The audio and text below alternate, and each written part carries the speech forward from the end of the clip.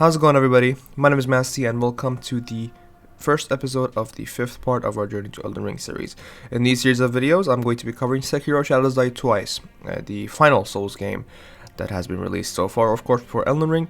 And honestly, as I say this at the beginning of every single new game that I start, this is a breath of fresh air. It feels good to be actually playing a game that distances itself from other Souls games in terms of, combat, lore, traversal, everything, but in a good way. Not that it distances itself in a stupid manner.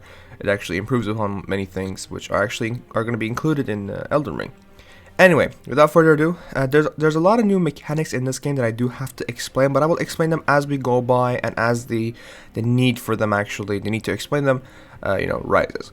As you can see, I already played the game before. That's pretty much given, but yeah. It's been a long time. It's been a while since I've played this. But hopefully I'm not too rusty. I'm pretty good with the bosses, I'm going to say from now, because I did used to do a lot of boss rush runs back in the day. Then it came out, but we'll see how it goes. Unfortunately, as always, I do have to skip the cinematics. It is a bit depressing. Don't worry about the Kuro's Charm on the right. That's just a kind of a new game plus or hard mode item. We'll talk about it later. Pick up the ornamental letter, which tells you to find your master. And as you can see, the very first thing, we have a jump button. That's kind of cool. So, honestly, it was a long time coming. We needed it. So, we can wall jump even. So, you can see that the parkour in this game is a lot more fleshed out. We can wall hug, stuff like that. I wish we could wall run, but I don't think, I'm pretty sure we can't do that. It reminds me of Prince of Persia. Anyway. You can see that we have stealth now. So stealth pretty much reduces the aggro range of enemies, and if you're standing in bushes and stuff like this, it's even more reduced. Don't worry about those guys who are talking. They're talking behind our backs. They're like, oh, nothing worthy of our concern, whatever. But one thing is that we have an eavesdrop option in this game.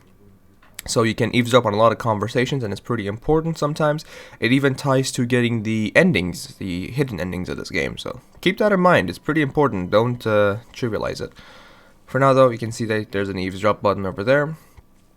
Don't worry about it too much. But eavesdrop is actually pretty useful. Not only can get you endings, obviously, it helps you with certain bosses. Certain bosses' weaknesses can actually, be revealed to you through eavesdropping. So it's pretty important. The ledges that we can hang from, as you can see, are signified by those white markers on them, kind of. I don't know how to explain that, how to explain the white stuff, but yeah, you know what I mean. Don't make any jokes. For now, we're going to make our way over here and go upstairs. There we go. And we're going to meet our master, Kuro, which is going to be the center of our attention, other than Sekiro himself. This man goes to a lot of length to help his master. Also, one last thing, since I want to read out the name of the katana, I am very unable to pronounce Japanese words properly. Let's just say like that. So don't get pissed. And also, I'm obviously playing this game in English dub. Keep that in mind. But we pick up the Kusabimaru, which is going to be our katana, and we're gonna go talk to Kuro. There we go. Once you talk to him, he gives us the Estus Flask, which is healing gourd. And after this, we just talk about the lore a little bit, which I have to skip. He asks for Kuro's Charm. Again, this is for people who've already played the game and want to play the game on the hard mode. Do nothing. Don't give it to him if you've already played the game once. But if you want to make the game harder, go on ahead. I've actually played the game like this once, and it was super fun because it relies on you you have to master the combat. Go up here to pick up pellets. Pellets are pretty much just life gems, heal over time, just like Dark Souls 2. But instead, this time around, you can only carry 3 of them at a time. So let's go to quick items, equip the healing gourd, equip the pellet, and of course we have a free infinite homeward bone, which is awesome. So let's just put it at our bars, because why not? And then we're going to get to the combat. So let me show you 2 things, and then I'm going to get to the combat afterwards, because I need to show you what blocking and deflecting is, and what death blowing is. So first things first, death blow it's in the name. It's pretty much like assassination. You kill someone with a death blow. So that guy is obviously just chilling. Oh, he's not chilling anymore, apparently. Okay, let me show you blocking. Come on up, man.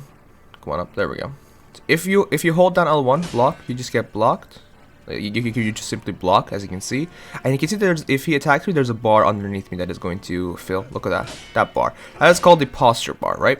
Let me just jump downstairs to have some more breathing room. And blocking is obviously just not really amazing, to say the least. But if you tap your block as the attack is coming to you, you will deflect.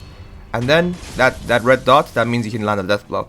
There we go, like that. So that's deflection. That was death blowing. Death blow is pretty simple, just killing someone. And then blocking and posture, of course. So let's talk about how the combat of this game works. Let me just heal myself first. There we go. So this game is all about breaking your enemy's posture, or the enemy breaking your posture, or maybe doing other stuff. But to land a death blow on an enemy, to land one death blow, you either have to get their health from 100 to 0. Pretty simple. I mean, the floor is made out of floor. It's obvious statement. But there's another way. If you break their posture, kind of like making somebody deplete their stamina by just blocking. You remember back in Dark Souls. But yeah, if you break somebody else's posture, they will go into the state where they're ready for a death blow. So you can land a free death blow if you break their posture. Now, how do we go about breaking their posture? Well, obviously you by attacking them, and if they block your attacks, you keep building up their posture bar. And this is the most important way of doing it though, deflecting their attacks. That's why this game is so cool. Like, if you deflect somebody's attacks, you will cause their posture bar to increase. So that's going to be our main way of doing it. One other thing that I do have to mention about posture bars is that some enemies straight up, their posture cannot be broken unless you reduce their health, because posture recovery relies on you having health. The lower your health is, the lower your posture recovery is. So it's actually a pretty important thing that you want to do. One last thing, I believe, yeah, this is pretty true, but because I checked it a few hours ago actually. If you hold down block, your posture recovery is faster. Keep that in mind. So if you need to recover posture fast, you can run away, block, hold block, and then recover it. But yeah, with that, hopefully you will get used to the combat of the game as we go on about doing stuff. But in general, this game's combat feels like a dance, as the meme goes. Like, you do 2 hits, they deflect. They do 2 hits, you deflect. Stuff like that. It's a very back and forth game like this. Like, he's gonna deflect, I'm going to deflect, and he's dead. These guys' posture bar is pretty low, so that's why I'm killing them almost instantly after landing a deflect like that. It's not my fault. The game doesn't have an easy mode. These guys are just pretty weak because obviously this is a tutorial. So let's rush this guy down. There we go. Some of these guys can be actually spammed. I don't recommend spamming in general in this game because some enemies will demolish you if you keep spamming them. But these are basic. These guys can be spammed.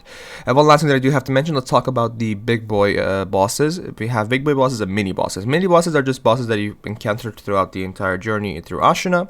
And of course, bosses are just really much stronger with thought out movesets and stuff like that. We'll see how it goes. I'll show you how it goes, okay? But one last thing that I do have to mention about these bosses, some of them have to be killed more than once. Most of them actually are. The reason for that is because it's kind of meant to set the difficulty for the bosses.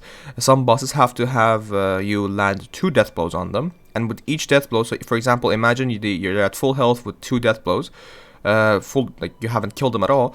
If you break their posture, you land the first death blow, okay? One of their health bars is gone, the other one comes back. And when the other one comes back, the posture bar resets and you have to go all the way from the beginning. So you have to break their posture all over again. So you'll see how it works with this leader, Shigenori Yamauchi. There we go, deflecting that. And then I'm going to go aggressive on him. Deflecting that, aggressive on him. And then his posture is broken. I'm landing the first death blow. As you can see, he has 2 dots on his health bar. One of them is gone. There we go. So let's ready ourselves for the second one. There we go. Boom. With the second posture broken, he is dead. Second health bar. He has no more health bars, so it's over. That door cannot be opened. Don't worry about it too much. I'm going to use a pellet to keep myself healed, just in case. Pick up the fistful of ash, which kind of works like smoke bombs. It kind of distracts enemies. Messes with their vision. Should be pretty simple. Yeah, there's a lot to explain in this game. And it took me about, if you haven't even gotten past the tutorial in the first 10 minutes of the video, as you can see. There is an eavesdrop option here. No worries about that though. Most eavesdrop options are pretty useless.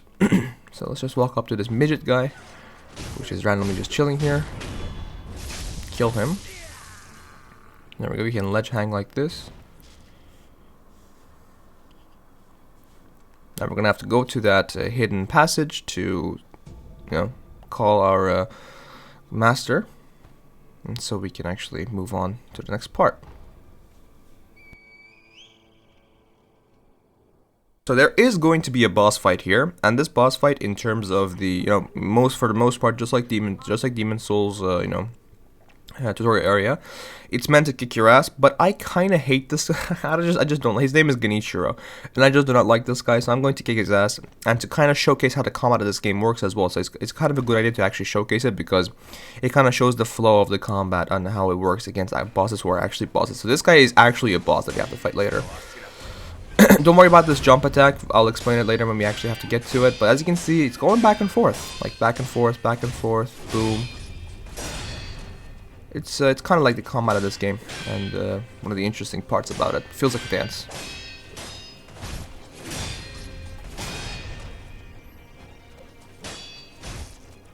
The guy is going to do sweep attack. Sweep attacks are pretty dangerous in this game. Uh-oh. Okay. I thought he was doing a combo. There we go. We landed the first death blow. As you can see, he has 2 of them. So we're going to have to go through one more posture bar.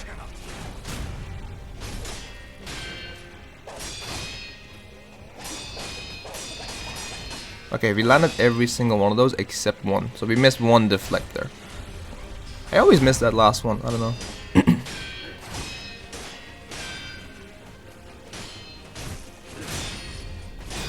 There we go. As you can see, by deflecting his posture bar is just building up, and it's just the best thing ever. But there we go.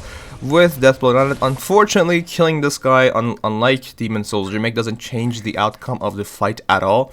You had to have your arm cut off in this fight, and instead of him doing it with honor and winning the duel, we just get distracted by a bunch of stupid shurikens, and he cuts it off. So yeah, it's a bit cheap. I wish they actually rewarded you for this, but they don't. Other than bragging rights and glory points, I guess you don't really get anything. But we have the Shinobi prosthetic. This is going to be. This was the main selling point of the game, actually, as far as I remember. And this is meant to be your hunter's tool, kind of like from Bloodborne, but it has everything in it. It has defensive options, offensive options, shurikens, grappling hooks, flame vents, firecrackers, spears. It has so many stuff in it that I will explain as we get the actual prosthetic tools that we can add into this. This is the sculptor. He's going to be our prosthetic guy, and of course our kind of an interesting lore guy. I always like to exhaust dialogue, so I'm going to do that very quickly. Ask about left arm. No worries about that. Divine Heir's blood. There's a nice story going on, so keep that in mind. Okay. Go outside, and you can see that there is this game is obviously equivalent of bonfires. There's a loot behind this temple. I'm not going to pick it up though, because we have to use this temple's backside for eavesdropping much later. I'm just going to pick up the loot later. Why would I pick it up now, Let's go pick this up. More pellets, awesome. You want to take the path on the right first. You want to talk to, I believe, what was his name? Something the Undying? Anyway, he's Undying, and he wants you to face him in battle. We're going to obviously grant his wishes. Unfortunately, he doesn't die. He genuinely wants to die. He wants to leave this world. We're just going to very casually just wake up. There we go. And let's just talk to him. And the thing is, this is like From Software has had mercy upon you kids, and they added a training buddy. So since he's Undying, he's a kind of a living, breathing training dummy, and you can practice new moves as you learn them. As you can see, attacks, deflect, step dodge. Kind of a cool thing. I forgot what his name was, but I'm just gonna call him the Undying Man, because why not? So, as I said, these are the bonfires of this game. You don't have to rest at them, which is actually pretty good. For now though, we're gonna make our way up here, and as you can see with these green like dots appearing, that means you can use the grappling hook on that point, so that's pretty good, to say the least. And we can make our way up here to Ashina Outskirts. This is my favorite part of the game, I'm not even joking. Like, yeah, other parts are pretty cool, like Fountainhead and everything, but this part genuinely is really like fun to me. I don't know, I like the lighting, I like the snow and everything. Go up here, and we pick up Ungo's sugar. So we have, I believe we have 5 sugars, and each sugar does a certain thing, but they're just remember them as buffs. Some of them buff your health, I believe. Some of them buff your posture. The other one buffs your stealth. The other one buffs your damage, and the other one buffs your damage ultra by reducing your half to health. So yeah, we have a lot of sugar stuff going on. Don't worry about it too much though. We're gonna explain them when we actually have to use them, So don't worry about that guy. For now, we're gonna make our way. Oh yeah, one more thing. The loot in this game is you don't like unlike Dark Souls, you don't actually have to go to the corpse and pick it up, one by one. What you can do, first off, let me show you how to do a aerial death blow like that. But yeah, what you can do is to hold down the square button. I believe that's a square for me at least, and then it will do a vacuum of every loot that is around you. So that's kind of cool. Yeah, I did, and also I did change my my controller options because I'm more comfortable with these. So feel free to copy them if you're interested in that. But I'm yeah, just wanted to show you guys. So let's move on. Let's go up here. More pellets, awesome. Let's use this to go up and go up even further. As you can see, there's another dude. Do another aerial death blow.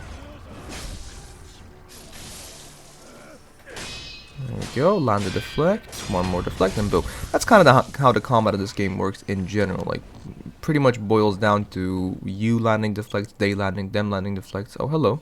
Why are you here? Oh, yeah, I forgot to mention, the enemies in this game are pretty blind in my opinion. Like, I mean, it's kind of meant, I mean, I don't mind it at all, but they're super blind. Sometimes you just walk up to them and they don't notice you, just like what I did a second ago. So yeah, kind of an interesting thing. Let's jump up here. You can see there's a couple people down there. First off, jump on this guy. I believe this is the gun boy. So let's just focus the gun boy down, obviously. There we go. Kill this guy. Pick up the oh, hello. Where did you come from? Oh, you were down there, weren't you? Oh, yeah, he was in the bushes. There we go. Picked up the fistful of ash. I believe I picked up a ceramic shard. That's kind of just a throwable item that is meant to either distract someone or interrupt them when they're doing aerial attacks. Don't worry about it too much. There's a lot of stuff. There's a lot of useless consumables in this game, unfortunately. So, anyway, there's going to be a couple wolves down here, and we're going to be seeing an interesting sight here in a second. Enter obligatory big black cock choke. But yeah, these things are pretty dangerous, by the way. I actually have had I've actually died to these guys before. I was stunned by somebody else, but then this rooster just walked up to me and pecked me a couple of times, and I almost died. Well, I did die, actually. I had to resurrect, which I'll explain later what resurrect is. For now, though, rest at this idol, or commune with it rather, and we have a bunch of wolves or doggos down here. And these doggos, one of the interesting things about the doggos of Sekiro is that, oh, okay, other than throwing themselves down, they can be parried. So yeah, hey dogs, parry them. Boom. It's actually pretty good. I'm glad that they added the option to parry them. For now, though, we're gonna make our way over here, and you can see that there is. Let me explain. So for now, make your way upstairs. Don't go into that room yet, because we need to pick up a loot that we have to use a homework bone for. There is a little jump down there. Let's make our way over there. Boom. And we're going to pick up a bundled Jizo statue. And this is where I actually have to explain the death mechanic of this game. I believe the name should be obvious enough, but if it hasn't been, shadows die twice.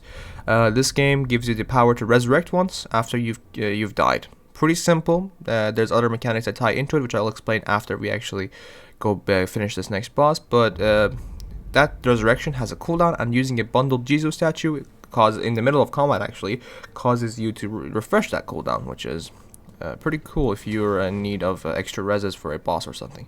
Go into this room to pick up the very first Shinobi prosthetic tool, the Shuriken, which is honestly pretty cool. I use it a lot. But for now, we're gonna make our way over here. There's a lot of mechanics that tie into dying. Oh, god damn it! God damn God! Why did I use a heal? God damn it! It's okay. So, one of the cool things about the mini bosses of this game, as I said, they have 2 health bars, like we've seen it before. But that guy, I mean, he has 2 health bars, right? Well, not technically, because I can just walk up to him and do an aerial death blow on him. So, once I'm fighting this guy, let's explain paralysis attacks, which is actually perfect timing. Paralysis attacks, when that red thing appears on the logo appears on your head, that means an attack that cannot be deflected for the most part. And sometimes it means a sweep, sometimes it means a thrust attack. We will deal with thrust attacks much later, but for now, for sweeps, what you want to do is jump as it's about to, as they're doing it, and then press jump one more time to do kind of little head smash on them, like Mario, or yeah, like just pretty exactly like Mario. Let's just say it like that. Goomba. It's also known for Goomba. Anyway, Let's kill this guy. He's pretty much, he has the same moveset as the other guy, but he has a couple of new stuff like jumping attacks, stuff like that. This guy will try to recover his posture if you give him too much time. Okay, he just kicked me. Oh, there we go. There's the paralysis attack. Oh, unfortunately, I couldn't land the jump because I jumped way too close, but it's okay. And with his posture broken, he has nothing else to offer us. And there we go. We get a prayer bead.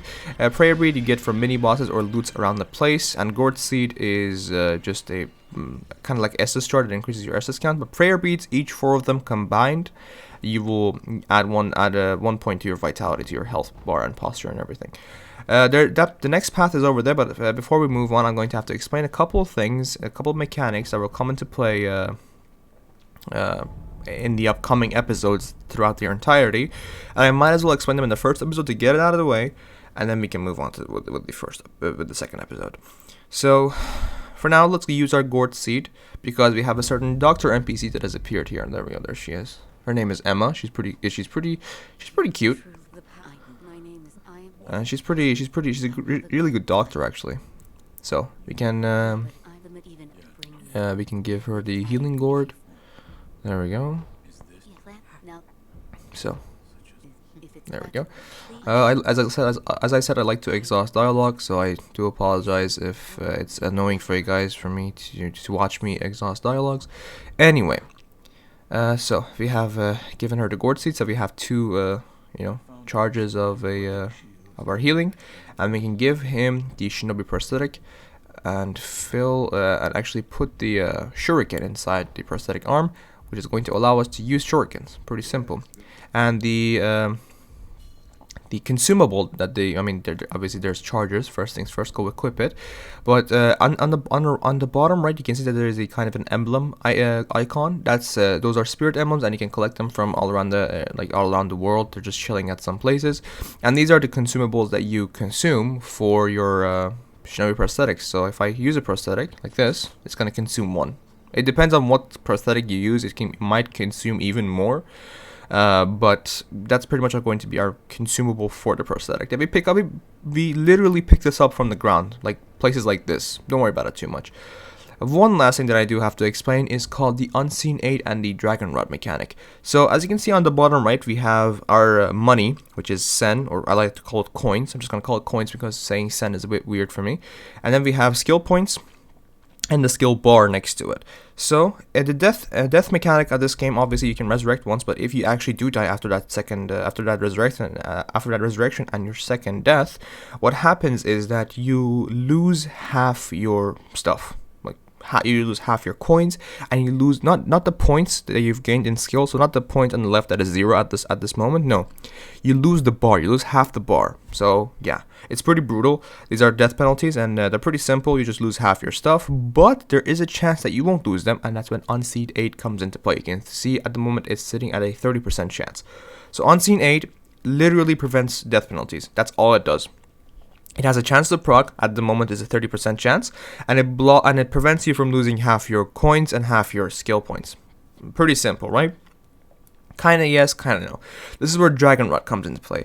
If you resurrect yourself too many times, eventually something called Dragon Rot will afflict NPCs in this game. Sometimes important NPCs, sometimes not. And they can block certain progressions. Not specifically, but it can block important NPCs. Let's just say like that, because they're sick and they can't really do anything. So you have to go on about and cure it. So so that's that. And what Dragon Rod does, other than blocking NPCs, it actually reduces your chance of Unseen Aid happening for you. So yeah, you want to try your best not to resurrect too many times, and if you do, you want to finish the questline for Dragon Rod Cure as fast as possible, which is pretty easy to do. Don't worry about it too much. It's just you collecting samples for people who are sick. That's really all it is. But yeah, TLDR, you lose half your stuff, half your coins, half your skill points each time you die. Unseen Aid can prevent that, but if you resurrect yourself too many times, Dragon Rot will happen, and that will reduce your chance of having Unseen Aid actually help you, and also blocks NPCs. That's the entire thing. Whew, okay. It was a mouthful, but it worked. But anyway, this is going to be the part where I actually end the video. As you can see, we have 1 out of 4 prayer beads and 0 out of 1 memories. Memories are just when you kill actual bosses, you can improve your attack power. And prayer beads, if you collect 4 of them, you can improve your physical attributes, which are posture and health, I believe. So yeah, attack power for memories with each boss. and as you can see on the right, and Vitality for Prayer Beads. And that is it for now. You can purchase Spirit Emblems from the Sculptor's Idol, but I'm not going to do that because we're going to be collecting them from all around the world. And with that, I'm going to end the video here. So I hope that you guys enjoyed the video so far, and if you did, be sure to leave a like. Don't you dare go hollow, and I'll see you guys in the next one. Peace.